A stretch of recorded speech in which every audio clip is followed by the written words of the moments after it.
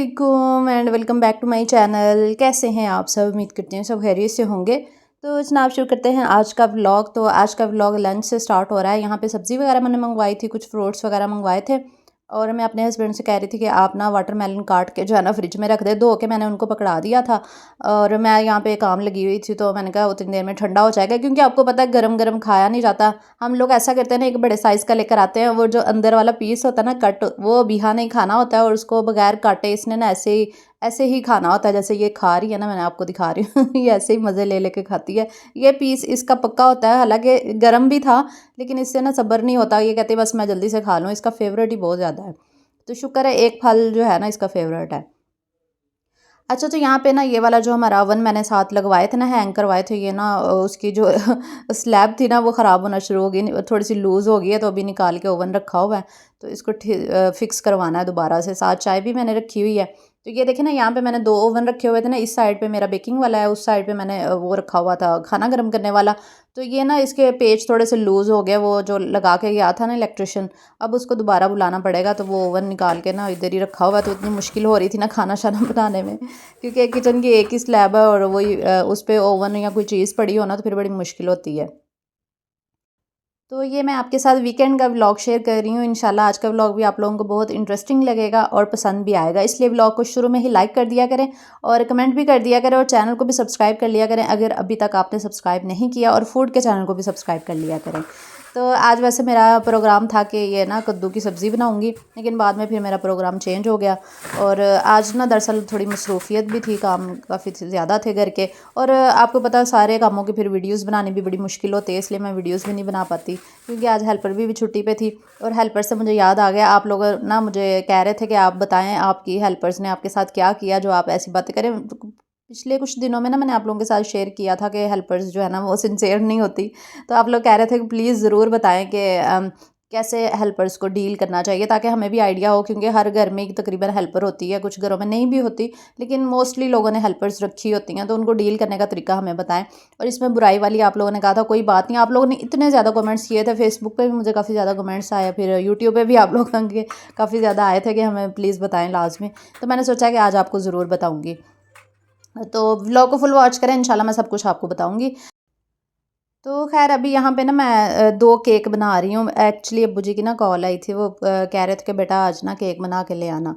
तो मैंने कहा चले मैं बनाती हूँ। और मेरे हस्बैंड कह रहे थे कि जब अब्बू जी के लिए केक बनाती हूँ ना तो एक एक्स्ट्रा केक भी बना लिया करो घर के लिए, क्योंकि वो अक्सर रात को जब दूध पीते हैं ना अबिहा और उसके बाबा, रात को सोने से पहले ना दूध पीते हैं, तो कहते हैं चलो बंदा एक पीस खा लेता है, हल्की फुल्की भूख हो तो चलो गुजारा हो जाता है।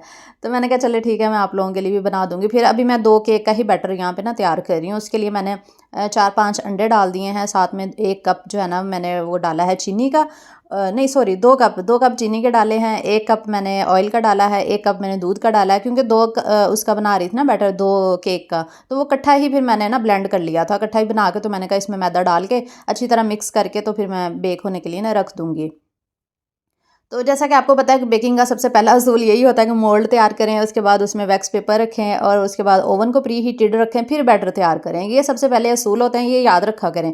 अगर आपके पास ओवन है ना तो सबसे पहले ओवन को प्री हीट कर दिया, क्योंकि 15 मिनट ओवन प्री हीट होने में लगता है उसको, और उतनी देर में बैटर भी हमारा तैयार हो जाता है। क्योंकि अगर हम ठंडे ओवन में रख के केक को बेक करें ना तो केक राइज नहीं होता। ये छोटी छोटी टिप्स मैं इसलिए आपको बताती हूँ ताकि आपको भी पता चल जाए। मुझे पता है आप लोगों को केक बनाना आता होगा, मैंने बहुत बहुत दफ़ा सिखाया है, तो अभी मैं रेसिपी इसलिए नहीं सिखा रही, लेकिन छोटी छोटी टिप्स होती हैं वो मैं इसलिए साथ साथ फिर बताती रहती हूँ आप लोगों को, ताकि जिनको बेकिंग का शौक़ है और जो बेकिंग करना चाहते हैं ताकि उनको समझ आ जाए।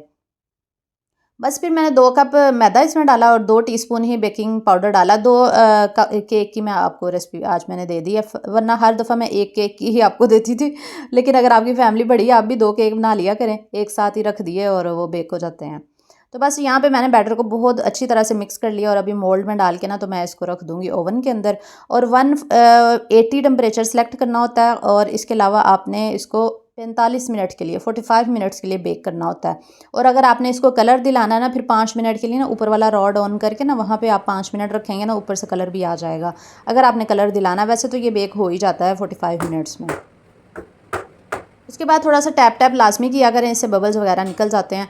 तो मैं ना सोच रही थी कि ये ना ओवन इधर से उतरवा के ना नीचे ही रख दूँ उस पे आयरन टेबल पे, क्योंकि मेरा ना इधर से हाथ जाता ही नहीं है इतनी मुश्किल से। और केक को जब मैंने देखना होता है ना कि वो राइज़ हुआ है या नहीं, मुझे ना स्टूल के ऊपर या वो चौकी के ऊपर चढ़ के देखना पड़ता है। इतनी मुश्किल होती है ना मुझे बेकिंग में, क्योंकि ये ऊंचे हैं ना, काफ़ी लगे हुए हैं। और नीचे आयरन टेबल है, आयरन टेबल और ये ओवन के दरमियान थोड़ी स्पेस है, तो जिसकी वजह से मुझे देखने में बहुत मुश्किल आती है। तो मैं अपने हस्बैंड से कह रही थी कि अब मुझे ना आप बेकिंग वाला जो ओवन है ना वो प्लीज़ आयरन टेबल पे ही रखवा दें, और ऊपर खाना गर्म करने वाला और फ्रायर मैं ऊपर रख दूँगी, और कुछ एक्स्ट्रा चीज़ें वो भी ऊपर आ जाएंगी। बस आप मुझे बेकिंग वाला ओवन नीचे रखवा दें। मुझे बड़ी मुश्किल होती है केक, इसलिए मेरा दिल नहीं करता फिर बेकिंग करने का। मैं कहती हूँ अब मैं स्टूल पर चढ़ूँगी, फिर ऊपर चढ़ के देखूँगी केक राइज़ हुआ कि नहीं, क्योंकि हमें बार बार देखना भी तो पड़ता है। देखने का मतलब ये नहीं कि हम दरवाज़ा खोल के उसको केक को देखते हैं, हम बाहर से ही देखते हैं कि वो कितना राइज़ हो गया है, यानी कि हिसाब किताब से पता चल जाता है ना।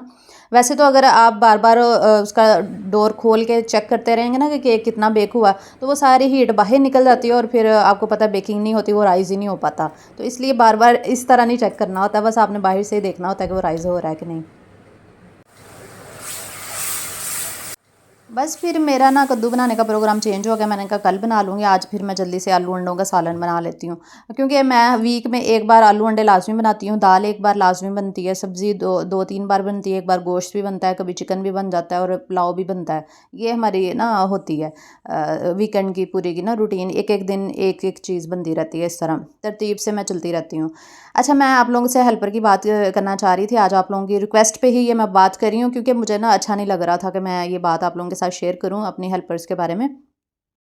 लेकिन फिर आप लोगों ने इतना कहा तो फिर मैंने कहा चलें, आप इतना फ़ोर्स कर रही हैं तो चलिए शेयर कर देती हूँ। अच्छा, मैं ना आप लोगों को कुछ बातें बताऊँगी कि आपने कैसे हेल्पर्स को डील करना होता है। लेकिन सबसे पहले मैं ये क्लियर कर दूं कि ये तमाम हेल्पर्स के लिए मैं बात नहीं कर रही। कुछ सिंसियर होती हैं, अच्छी होती हैं, जो आपके साथ काफ़ी अरसे से चल रही होती हैं, वो आपके साथ बहुत सिंसियर होती हैं, और हम भी उनके साथ सिंसियर होते हैं। लेकिन कुछ मोस्टली ऐसी होती हैं जो आपके साथ सिंसियर नहीं होती, लेकिन आप उनके साथ सिंसियर होते हैं। तो मैं उन हेल्पर्स की सिर्फ यहाँ पर बात कर रही हूँ, दूसरी की मैं नहीं बात करी, जो अच्छी वाली होती हैं, सिंसियर वाली होती हैं। तो सबसे पहले मैं आपसे ये कहूँगी कि जब भी आप हेल्पर काम के लिए रखते हैं ना अपने घर पे, सबसे पहले उसकी वेरिफिकेशन होनी चाहिए। उसका आईडी कार्ड आपके पास, उसकी कॉपी लाजमी लें, क्योंकि आजकल फ्रॉड इतने धोखे हो रहे हैं, समझ नहीं आती। लूट मार के चले जाते हैं या अपनी इन्फॉर्मेशन बाहर जाके ना वो बता देते हैं। मतलब इस तरह के बड़े वाक़यात, डकैती के, चोरी के बड़े वाक़यात होते हैं। अल्लाह ना करे मेरे साथ ऐसा तो कुछ नहीं हुआ, मैं वैसे आप लोगों को ना गाइड करने के लिए बता रही हूँ कि ये पहला स्टेप होता है कि आप अपनी हेल्पर्स की ना सारी इन्फॉर्मेशन लेके फिर उसको काम पे रखें। तो ये देखिए हमारे केक तैयार हो चुके हैं। एक बॉक्स अब्बू जी के लिए मैंने बना लिया था और एक घर के लिए, और साथ में आज आइसक्रीम की रेसिपी भी मैंने शूट की थी। ये कल की ही स्टार्ट हुई थी, साथ आइसक्रीम बनाई। उसके बाद फिर मैंने पीआर एक आया हुआ था, उसकी शूटिंग की। इतना यानी कि सारा दिन मेरा बहुत मसरूफ़ गुजरता है। तो पीआर की ये ना नमाज चादर और अबाया मुझे आया था गिफ्ट, तो इसका ये नंबर आप देख लीजिएगा, अगर आप लोगों में से भी कोई ऑर्डर करना चाहे तो कर लीजिएगा। इनके पास काफ़ी कलेक्शन है। अलजेबी हाउस ऑफ अबाया कराची का इनका ब्रांड है, और ये ऑल ओवर पाकिस्तान में डिलीवरी करते हैं, आपको घर बैठे ये डिलीवर कर देंगे। तो बहुत अच्छी क्वालिटी, मुझे बहुत ज़्यादा पसंद आया इनका बाया भी और नमाज चादर भी। अच्छा, तो यहाँ पे मैं ना बिहा के लिए फ़्राइज़ बना रही थी, क्योंकि संडे का दिन था ना, तो संडे था, संडे का दिन नहीं, संडे था। फिर आप लोग कहते संडे का दिन क्या होता है, फ्राइडे का दिन क्या होता है, संडे था आज। तो बिहा संडे को ना फ़्राइज़ लाजमी खाती है, मम्मा बना दें प्लीज़। मैंने कहा चलें, साथ में मैंने पुलाव भी आज बनाना था। अच्छा, मैं बात कर रही थी हेल्पर्स की कि आप वेरिफिकेशन के बाद उनको काम पर रखा करें, और दूसरी बात ये कि जब आपके घर में हेल्पर्स काम कर रही होती हैं ना, आप उन पर नज़र रखा करें। हम अक्सर ऐसा करते हैं कि हम अपने कामों में लग जाते हैं, हम देखते नहीं है कि वो क्या कर रही है क्या नहीं कर रही, हम नज़र नहीं रखते। ये बहुत इंपॉर्टेंट बात है, आपने उस पर नज़र लाजमी रखनी है। आपकी नज़र होनी चाहिए कि वो क्या कर रही है क्या नहीं कर रही। एक और बात, जब आप किसी बच्ची को अपने घर में रखते हैं ना हेल्पर एज अ, क्योंकि अक्सर ना ख़वातीन बच्चियों को इसलिए, छोटी बच्चियों को काम पे रख लेती हैं, जैसे कोई 15-16 साल या 17 साल की बच्ची होती है, उसको काम पे इसलिए रखा जाता है क्योंकि हमारे छोटे बच्चे होते हैं। फॉर एग्जांपल किसी भी खातून की बात करूँ कि उनके छोटे बच्चे होते हैं, वो काम पे इसलिए बच्ची को रख लेते हैं ताकि वो बच्ची को देख सके। हम हमारे और भी बहुत सारे काम होते हैं, वो बच्चा संभाल लेती हैं या फिर और भी घर के काम होते हैं, इस तरह होता है। तो मैंने भी एक बच्ची रखी थी, मैंने आपके साथ शेयर किया था ना। लेकिन बच्ची रखने से पहले ना आप उसकी भी वेरिफिकेशन करवाएं, और दूसरा ये कि बच्ची को आप रख के देखें, अगर तो वो अच्छी बच्ची है, मतलब उसकी आदतें ठीक है, उसका रहन सहन सब कुछ सही है, आपको अच्छी लग रही है, तो फिर आप उसको काम पे रखें। पहले ट्रायल बेस पे आप रखें, हफ्ता 10 दिन देखें कि वो ठीक है या नहीं, उसकी आदतें कैसी हैं। फिर उसको परमानेंट करें, वरना ना करें।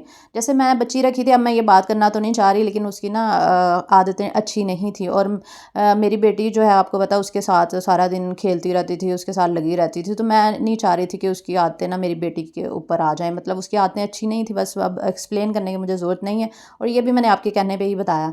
तो बस मुझे नहीं फिर अच्छा लगा कि मैं उसको जो है वो परमानेंट अपने घर पर रखती। वैसे भी उससे काम नहीं होता था, वो बस सारा दिन टीवी लगा के तो गैर अखलाकी ड्रामे देखने और इस तरह की उसकी ना आदतें थी। अल्लाह माफ़ करे, मुझे ये बात करनी नहीं चाहिए, लेकिन आप लोगों की रिक्वेस्ट पे मैंने सिर्फ बताया कि इस तरह उसकी ना आदतें अच्छी नहीं थी ज़रा।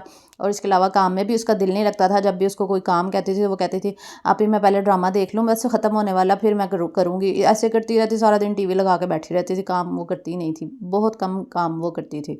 और काम तो वैसे वो थोड़ा बहुत ठीक कर लेती थी, मतलब इतना अच्छा नहीं करती थी, लेकिन ये कि ज़्यादातर वो ड्रामे ही देखती थी। बस इसलिए फिर मैंने उसको छुड़वा दिया। और एक दो हरकतें और उसने ऐसी की कि जिससे मैं बस मजबूर होके उसको जो है ना लीव करना पड़ा मुझे उसे।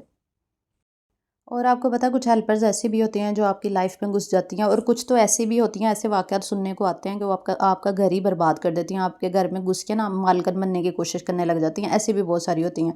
अक्सर वाक़यात में आपने सुना भी होगा और देखा भी होगा, इसलिए एहतियात किया करें, उनको अपनी लिमिट में ही रखा करें। ज़्यादा सर पे नहीं बिठाना चाहिए हेल्पर्स को। और दूसरा नज़र रखा करें कि वो क्या कर रही है क्या नहीं, क्योंकि मैं हमेशा ऐसे ही करती हूँ। अब मैं अपनी जो रिसेंट रखी हुई है, अब उसकी बुराइयाँ तो नहीं आपको बता सकती, और अब मैंने बस बच्चे की बात आपको बताई है कि उसको मैंने क्यों छुड़वाया। उसकी कुछ रीज़न और भी थी, अब सब कुछ एक्सप्लेन नहीं मैं कर सकती आप लोगों के साथ, अच्छा नहीं लगता। खैर छोड़े इस बात को, बस आप ध्यान रखा करें, एहतियात किया करें और नज़र रखा करें, और अपनी कीमती अशिया की हिफाजत खुद किया करें, लॉक में रखा करें, और उसकी कीज़ आपके पास ही होनी चाहिए, हेल्पर्स से दूर होनी चाहिए, और उनको उनकी लिमिट में ही आपको चाहिए कि उनको रखें। अब कुछ बहनें कहेंगी ये गरीब लोग होते हैं, इनके बारे में आप कैसी बातें कर रही हैं, ये वैसे होते हैं ऐसे होते हैं, इनकी हेल्प करनी चाहिए। आई नो, मुझे भी ये सब कुछ पता है कि ये वाकई गरीब होते हैं, इनकी हमें करनी चाहिए, लेकिन हम तो इनके साथ सिंसेयर होते हैं, ये लोग ही नहीं आगे से सिंसेयर होते। मैं सबकी बात नहीं करी, कुछ तो होती हैं माशाल्लाह अच्छी भी होती हैं, लेकिन कुछ ऐसी होती हैं वो आपके साथ कभी सिंसेयर नहीं हो सकती, काम चोरी करती हैं और भी बहुत कुछ करती हैं। मैं अगर अपनी हेल्पर को ना देखूँ ना कि क्या कर रही है, वो इतनी कामचोर है ना, इतनी कामचोरी करती है ना, बस मुझे उसके साथ खपना ही पड़ता है, समझ लें। अगर आप खपेंगे तो फिर ही आप उससे सही काम करवा सकते हैं, वरना नहीं करवा सकते। अच्छा, मैं आप लोगों को एक गुड न्यूज़ ये बताने लगी हूँ कि हमारी फ़ैमिली में एक नन्ही सी परी आ गई है, माशाल्लाह से बहुत क्यूट और इतनी प्यारी डॉल है अल्लाह ताला ने हमारी फ़ैमिली में दी है।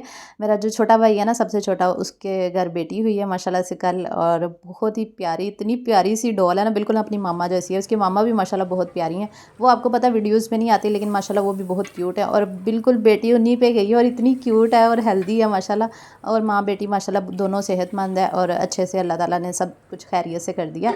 कल माशाल्लाह से इस दुनिया में आई है। अल्लाह पाक उसके नसीब अच्छे करे। आप लोग भी दुआ कीजिएगा डॉल के लिए, डॉल के नसीब अल्लाह ताला बहुत अच्छे करे। और मेरा बहुत कल दिल कर रहा था जाने का, मैंने कहा जाके देखो, मुझे बड़ी खुशी हो रही थी, क्योंकि छोटे भाइयों के साथ वैसे ही बहुत ज़्यादा प्यार होता है बड़ी बहनों को, तो मेरा बड़ा दिल था कि मैं जाके देखूँ।